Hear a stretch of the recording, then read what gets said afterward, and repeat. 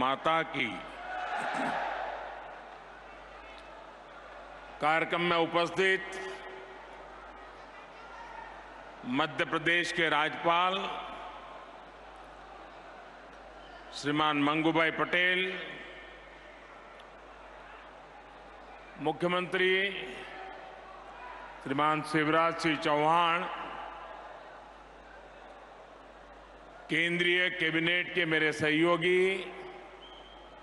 श्री वीरेंद्र खटीक जी, ज्योतिरादित्य सिंधिया जी, प्रहलाद पटेल जी, मध्य प्रदेश सरकार के मंत्रीगण, सभी सांसद, अलग अलग स्थानों से पधारे सभी पूज्य संतगण और विशाल संख्या में आए हुए मेरे प्यारे भाइयों और बहनों,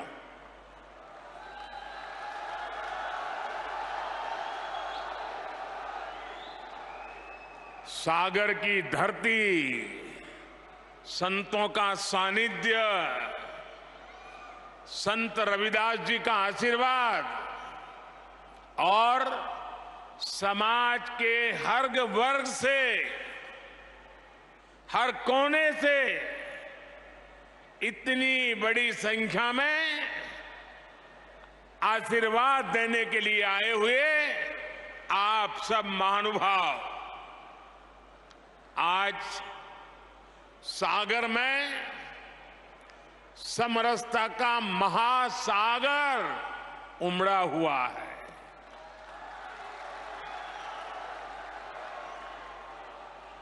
देश की इसी साझी संस्कृति को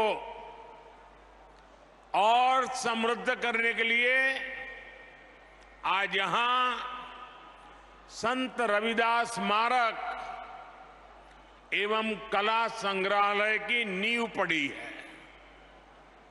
संतों की कृपा से कुछ देर पहले मुझे इस पवित्र स्मारक के भूमि पूजन का पुण्य अवसर मिला है और मैं काशी का सांसद हूं और इसलिए ये मेरे लिए दोहरी खुशी का अवसर है और पूज्य संत रविदास जी के आशीर्वाद से मैं विश्वास से कहता हूं कि आज मैंने शिलान्यास किया है, 1-1.5 साल के बाद मंदिर बन जाएगा तो लोकार्पण के लिए भी मैं जरूर आऊंगा।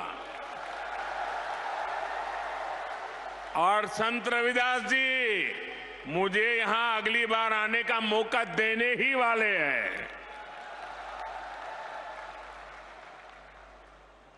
मुझे बनारस में संत रविदास जी की जन्मस्थली पर जाने का कई बार सौभाग्य मिला है और अब आज मैं यहां आप सबके सानिध्य में हूं।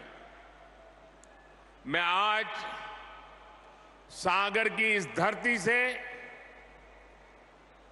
संत शिरोमणि पूज्य रविदास जी के चरणों में नमन करता हूं, उन्हें प्रणाम करता हूं। भाइयों और बहनों, संत रविदास स्मारक एवं संग्रहालय में भव्यता भी होगी और दिव्यता भी होगी। ये दिव्यता रविदास जी की उन शिक्षाओं से आएगी जिन्हें आज इस स्मारक की नींव में जोड़ा गया है, गढ़ा गया है। समरसता की भावना से ओतप्रोत 20,000 से ज्यादा गांवों की, 300 से ज्यादा नदियों की मिट्टी आज इस स्मारक का हिस्सा बनी है। एक मुट्ठी मिट्टी के साथ साथ एमपी के लाखों परिवारों ने समरसता भोज के लिए एक एक मुट्ठी अनाज भी भेजा है। इसके लिए जो 5 समरसता यात्राएं चल रही थी, आज उनका भी सागर की धरती पर समागम हुआ है। और मैं मानता हूं कि ये समरसता यात्राएं यहां खत्म नहीं हुई हैं, बल्कि यहां से सामाजिक समरसता के एक नए युग की शुरुआत हुई है। मैं इस कार्य के लिए मध्य प्रदेश सरकार का अभिनंदन करता हूं, मुख्यमंत्री भाई शिवराज जी का अभिनंदन करता हूं और आप सभी को बधाई देता हूं। साथियों, प्रेरणा और प्रगति जब एक साथ जुड़ते हैं तो एक नए युग की नींव पड़ती है। आज हमारा देश, हमारा एमपी इसी ताकत के साथ आगे बढ़ रहा है। इसी क्रम में आज यहां कोटा बीना सेक्शन पर रेल मार्ग के दोहरीकरण का भी लोकार्पण हुआ है। नेशनल हाईवे पर 2 महत्वपूर्ण मार्गों का शिलान्यास भी किया गया है। विकास के ये काम सागर और आसपास के लोगों को बेहतर सुविधा देंगे। इसके लिए मैं यहां के सभी भाई बहनों को बहुत बहुत शुभकामनाएं देता हूं। साथियों, संत रविदास स्मारक और संग्रहालय की नींव एक ऐसे समय में पड़ी है जब देश ने अपनी आजादी के 75 वर्ष पूरे किए हैं। अब अगले 25 वर्षों का अमृतकाल हमारे सामने है। अमृतकाल में हमारी जिम्मेदारी है कि हम अपनी विरासत को भी आगे बढ़ाएं और अतीत से सबक भी लें। एक राष्ट्र के रूप में हमने हजारों वर्षों की यात्रा की है। इतने लंबे कालखंड में समाज में कुछ बुराइयां आना भी स्वाभाविक है। ये भारतीय समाज की ही शक्ति है कि इन बुराइयों को दूर करने वाला समय समय पर कोई महापुरुष, कोई संत, कोई औलिया इसी समाज से निकलता रहा है। रविदास जी ऐसे ही महान संत थे। उन्होंने उस कालखंड में जन्म लिया था जब देश पर मुगलों का शासन था। समाज अस्थिरता, उत्पीड़न और अत्याचार से जूझ रहा था। उस समय भी रविदास जी समाज को जागृत कर रहे थे, समाज को जगा रहे थे। वो उसे उसकी बुराइयों से लड़ना सिखा रहे थे। संत रविदास जी ने कहा था, जात पात के फेर मही, जात पात के फेर मही, उर्जी रही सब लोग, मनुष्यता को खात हुई रैदास जात कर रोग। अर्थात सब लोग जात पात के फेर में उलझे हैं और ये बीमारी मानवता को खा रही है। वो एक तरफ सामाजिक कुरीतियों के खिलाफ बोल रहे थे तो दूसरी तरफ देश की आत्मा को झकझोर रहे थे। जब हमारी आस्थाओं पर हमले हो रहे थे,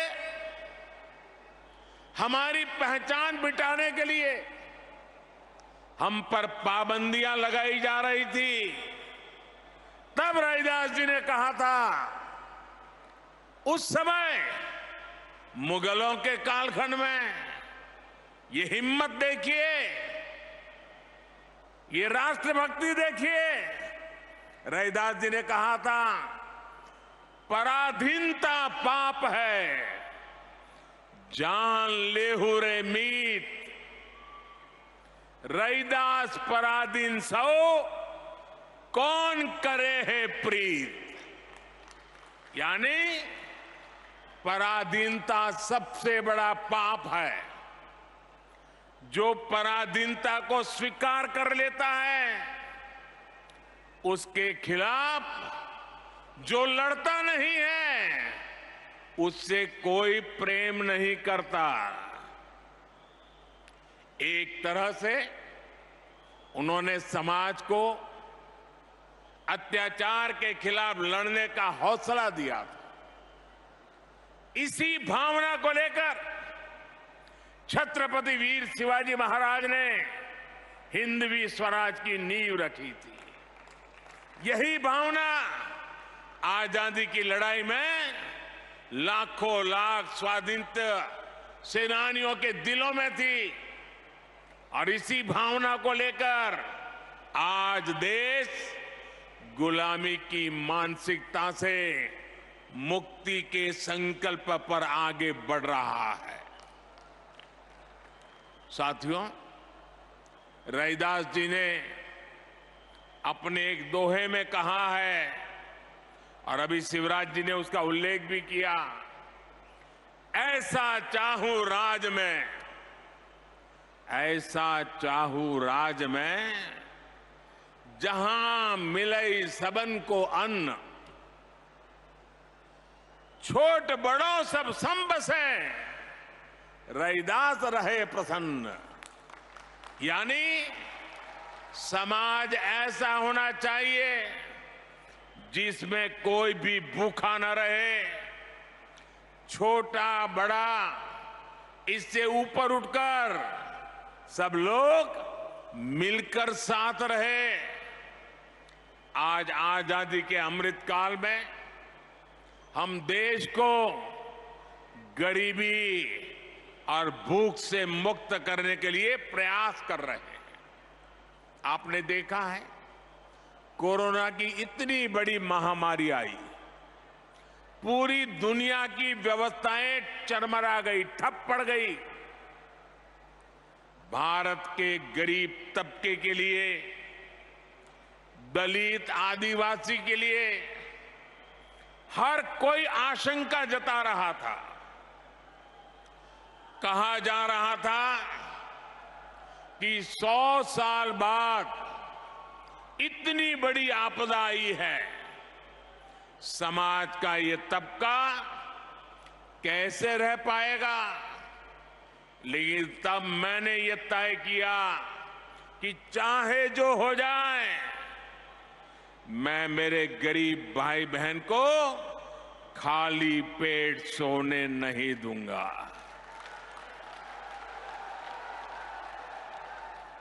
भली भांति जानता हूं कि भूखे रहने की तकलीफ क्या होती है। मैं जानता हूं कि गरीब का स्वाभिमान क्या होता है। मैं तो आपके ही परिवार का सदस्य हूं। आपका सुख दुख समझना मुझे किताबें नहीं ढूंढनी पड़ती। इसलिए हमने प्रधानमंत्री गरीब कल्याण अन्न योजना शुरू की। 80 करोड़ से ज्यादा लोगों को मुफ्त राशन सुनिश्चित किया।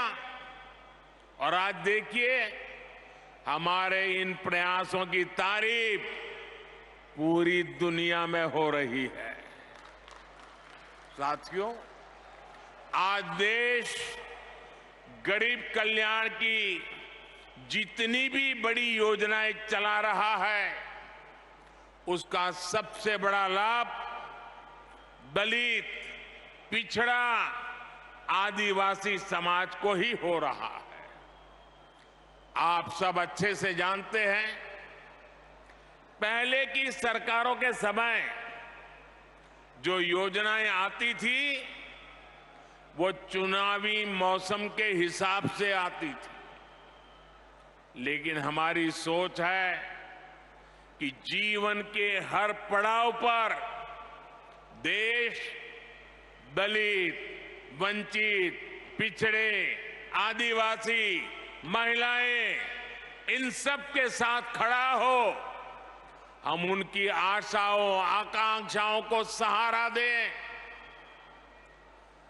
आप देखिए, जरा योजनाओं पर नजर करेंगे तो पता चलेगा। बच्चे के जन्म का समय होता है तो मातृ वंदना योजना के जरिए गर्भवती माता को 6,000 रुपये दिए जाते हैं ताकि मां बच्चा स्वस्थ रहे।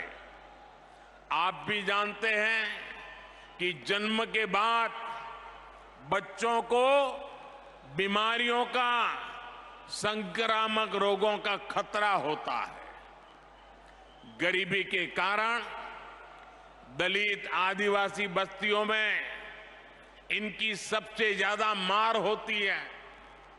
आज नवजात बच्चों की पूरी सुरक्षा के लिए मिशन इंद्रधनुष चलाया जा रहा है।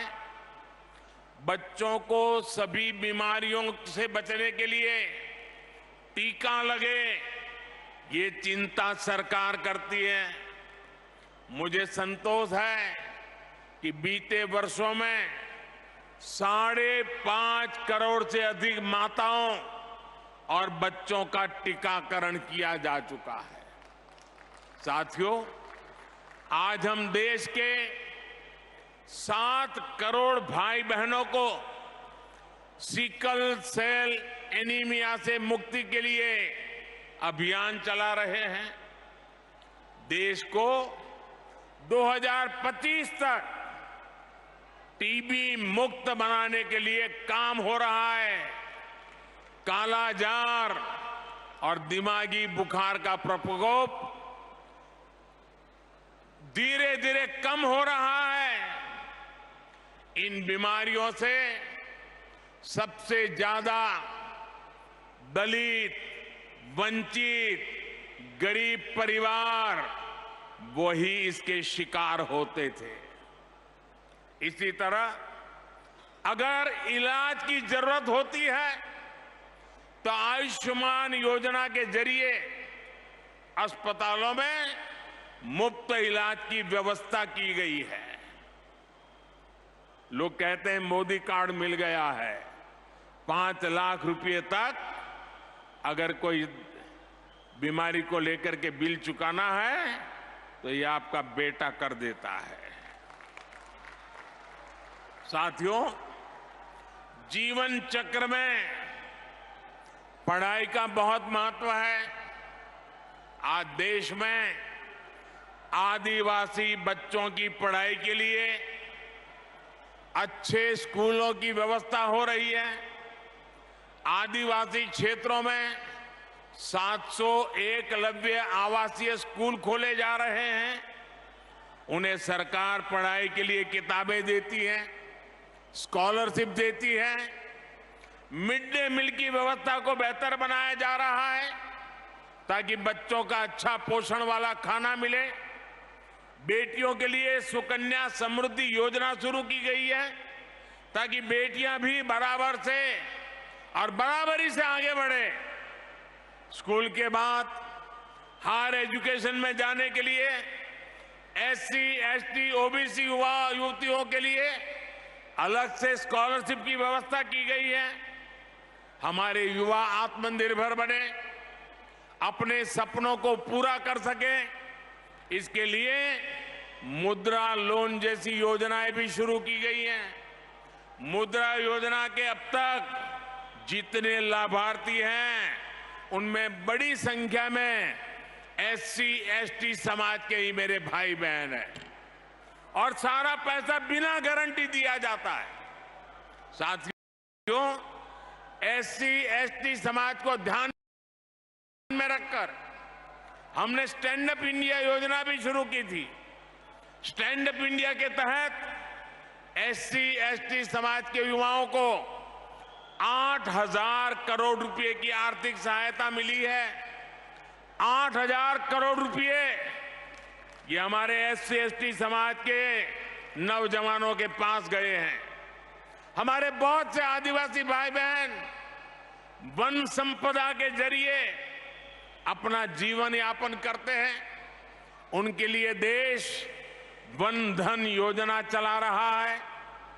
आज करीब 90 वन उत्पाद को एमएसपी का लाभ भी मिल रहा है। इतना ही नहीं, कोई भी दलित, वंचित, पिछड़ा बिना घर के न रहे। हर गरीब के सर पे छत हो, इसके लिए प्रधानमंत्री आवास भी दिए जा रहे हैं। घर में सभी जरूरी सुविधाएं हो, इसके लिए बिजली कनेक्शन, पानी कनेक्शन भी मुफ्त दिया गया है। इसका परिणाम है कि एसटी, एसटी समाज के लोग आज अपने पैरों पर खड़े हो रहे हैं। उन्हें बराबरी के साथ समाज में सही स्थान मिल रहा है। साथियों, सागर एक ऐसा जिला है जिसके नाम में तो सागर है ही, इसकी एक पहचान 400 एकड़ की लाखा बंजारा झील से भी होती है। इस धरती से लाखा बंजारा जैसे वीर का नाम जुड़ा है। लाखा बंजारा ने इतने वर्ष पहले पानी की अहमियत को समझा था, लेकिन जिन लोगों ने दशकों तक देश में सरकारें चलाई, उन्होंने गरीबों को पीने का पानी पहुंचाने की जरूरत भी नहीं समझी। ये काम भी जल जीवन मिशन के जरिए हमारी सरकार जोरों पर कर रही है। आज दलित बस्तियों में, पिछड़े इलाकों में, आदिवासी क्षेत्रों में पाइप से पानी पहुंच रहा है। ऐसे ही लाखा बंजारा की परंपरा को आगे बढ़ाते हुए हर जिले में 75 अमृत सरोवर भी बनाए जा रहे हैं। ये सरोवर आजादी की भावना का प्रतीक बनेंगे, सामाजिक समरसता का केंद्र बनेंगे। साथियों, आज देश का दलित हो, वंचित हो, पिछड़ा हो, आदिवासी हो, हमारी सरकार उन्हें उचित सम्मान दे रही है, नए अवसर दे रही है। न इस समाज के लोग कमजोर हैं, न इनका इतिहास कमजोर है। एक से एक महान विभूतियां समाज के इन वर्गों से निकल कर आई हैं। उन्होंने राष्ट्र के निर्माण में असाधारण भूमिका निभाई है। इसलिए आज देश इनकी विरासत को भी गर्व के साथ सहेज रहा है। बनारस में संत रविदास जी की जन्मस्थली पर मंदिर का सौंदर्यीकरण किया गया। मुझे खुद उस कार्यक्रम में जाने का सौभाग्य मिला। यहां भोपाल के गोविंदपुरा में जो ग्लोबल स्किल पार्क बन रहा है, उसका नाम भी संत रविदास के नाम पर रखा गया है। बाबा साहब के जीवन से जुड़े प्रमुख स्थानों को भी पंच तीर्थ के रूप में विकसित करने का जिम्मा हमने उठाया है। इसी तरह आज देश के कई राज्यों में जनजातीय समाज के गौरवशाली इतिहास को अमर करने के लिए म्यूजियम बन रहे हैं।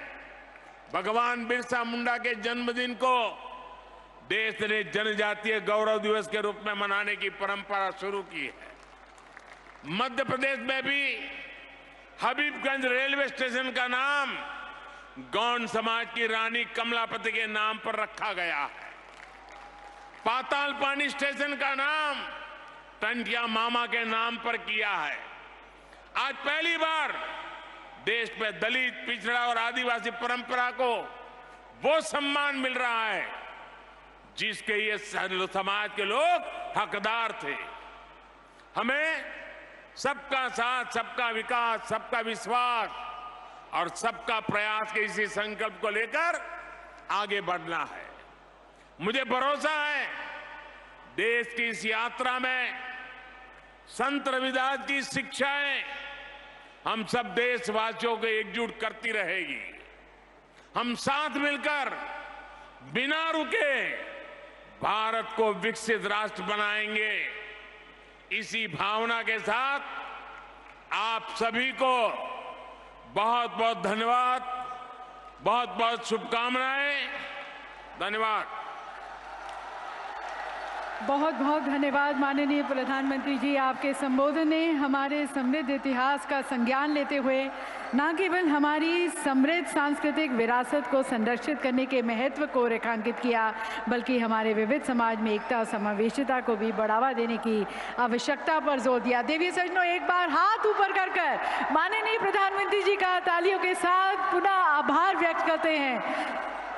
बहुत बहुत धन्यवाद माननीय प्रधानमंत्री जी, आपके मार्गदर्शन के लिए, आपके संदेश के लिए।